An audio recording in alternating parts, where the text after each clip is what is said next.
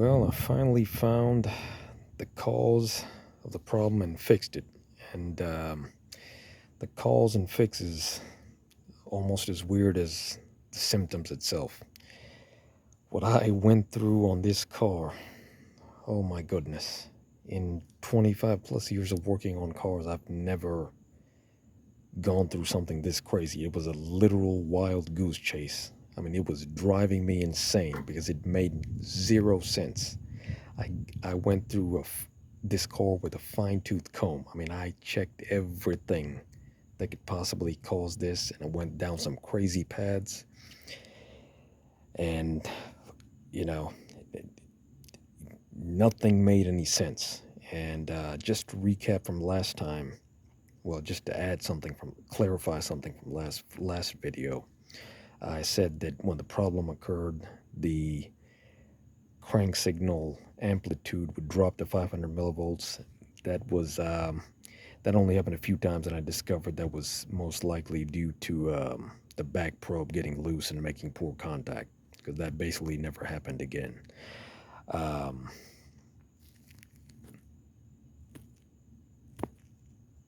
so just to add one more weird symptom that I discovered after I made the last video. I discovered that when you turn the key on, engine off, and you put the shift lever into reverse, the fuel pump would start cycling on and off just constantly. And it would literally do that every single time. I tried it numerous times. And then once in a while, it started not to do it. This was getting close to the point where I discovered the cause of the problem. So anyway, after scoping literally everything I could think of that could potentially cause this problem, I decided to check check if there was a short to voltage or short to ground on the crank sensor signal wires. So I disconnected the PCM connector, disconnected the crank sensor connector, and checked for a short to ground, which there was not. Then I checked for a short to power, which there was, interestingly. So keep in mind, the PCM connector and the crank sensor connector, both connectors are disconnected. And in that condition, with the key on, there was 0.23 volts on the signal wire, which blew my mind. Like, where is this voltage coming from? And it would even spike to a little over 1 volt when you turn the key off or on during the switching of the key from off to on or on to off. And that was very interesting in itself. But even more interesting is that I discovered when I disconnected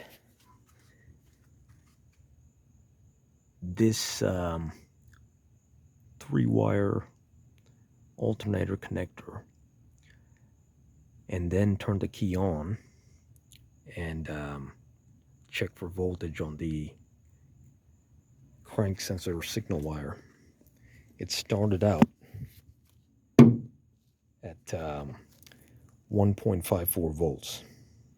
And keep in mind, both the PCM connector and the crank sensor connectors are both disconnected.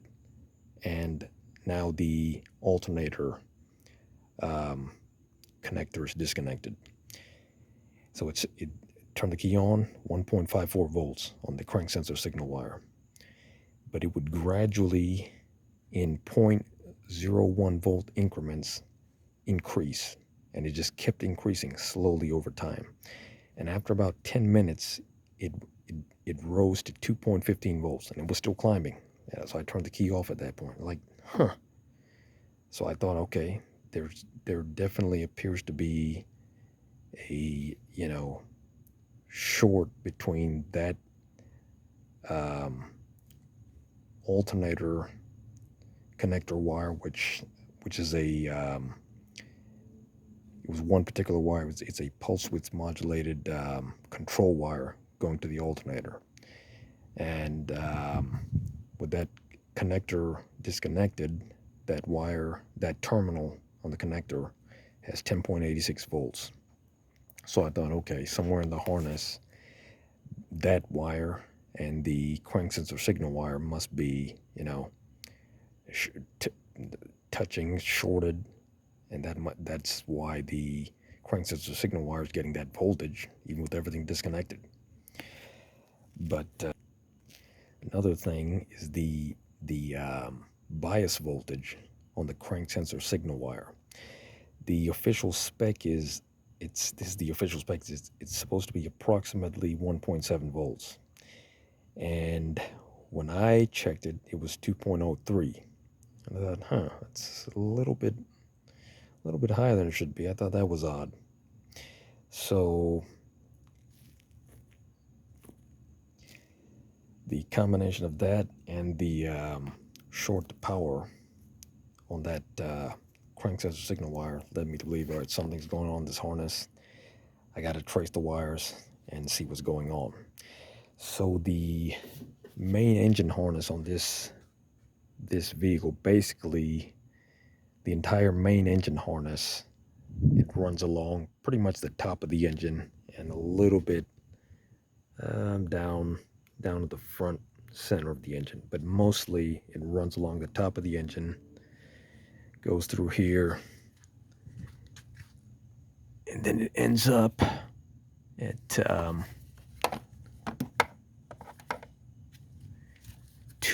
two main branches that come from the engine, leads to the PCM connectors. So this is the merge point, if you will, right here. So this conduit was wrapped, you can see right around here. This was the starting point.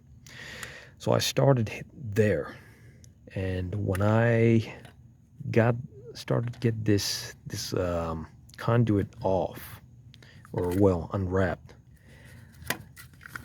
as I started to pull it off, water started coming out of it, and I would estimate there was maybe approximately a tablespoon of water. Well, maybe a little less, but we'll say approximately a tablespoon of water that came out, which blew my mind because I thoroughly inspected this harness before I touched it, and it was just like it left the factory. I mean, it was completely taped, sealed, no sign of any damage whatsoever. I mean, all the way up to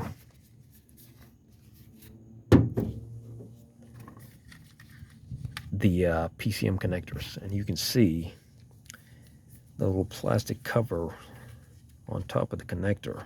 Okay, this is the connector in question, where the crank sensor signal wires go to. The other PCM connector, you can see, that's still wrapped. It is sealed all the way up to this point. Okay. Now, however, the PCM sits right about here. Okay, right about there. And as you can see, this is the hood seal, and it sits right above basically connectors and where the where this plastic piece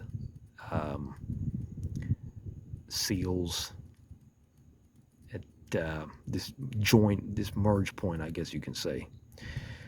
So this thing was heavily taped, okay? How water managed to get in this, heavily taped and sealed harness, it astounds me. That being said, the only way I can possibly think of that it could have happened is during the engine replacement, this this plastic cowl piece, okay, I had to remove it. And when you remove it, this, well, I should add that during the engine replacement, while the engine was out of the car was sitting outside for about a week. And but the hood was back on. I put the hood back on, but I did not put this plastic cowl piece back on because I knew that, it needed to be off anyway to put the engine back in. And I didn't think anything of it because, the hood still covered this area for the most part, although this area was still open. Now there were a few rainstorms during that time period, and that's the only possible way I can think of that water could have gotten in to the harness. But still, I mean, it's astounding how did it get in there? That much water. So that's the first astounding thing, okay, is the water getting in there. But even more astounding is the fact that I traced the crank sensor signal wires from the PCM connector all the way up to this merge point. I carefully traced the wires. I saw no sign of any damage, like no cracks, no rub through, no insulation that's gone anywhere. So I was like, how did this happen? How was it getting this voltage? So I did some research, and apparently wiring is not, well, at least normal standard automotive wiring is not 100% waterproof. Apparently there are, I guess, microscopic cracks or pores in there that water can enter. And apparently, being that you had this big bundle of wires that was carried in this conduit, and you had water in there, it's essentially was just, you could say it was buried in water. And so apparently when it got hot enough, that was causing all kinds of weird issues. It was causing, I guess, cross voltage to cross between different wires.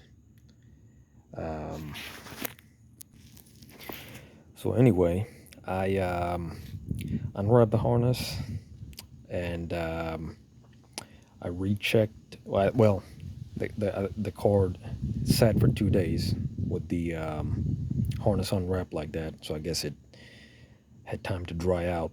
And when I rechecked for the short to power, it was 0 volts, nothing. When I connected everything back together, well, connected the PCM back and checked for the bias voltage, it was now 1.86. So it was significantly lower than was before. It was 2.03 before. And ran the car for about 20-25 minutes like before, where it would always start to act up. Didn't act up at all. Its problem went away. And it blows my mind how the scope did not catch this problem. It did not show anything abnormal. I mean, I looked at that pattern so closely so many times. I did not see anything unusual in the amplitude when the fault occurred. I did not see any dropouts or any kind of abnormality in the crank sensor signal of any kind. So I mean, you would think that with a DC, with the excessive DC voltage riding on that circuit, that it would shift the it would shift the signal on the scope at least. It would shift it higher, but I did not see that. And the only thing I can think of is that I had the scopes get set to AC coupling. And I don't know if DC coupling would have made any difference, but yeah, this is a really wild one. I um I'm just stunned at the whole thing. The weird symptoms, the weird cause, how it happened. It's mind blowing.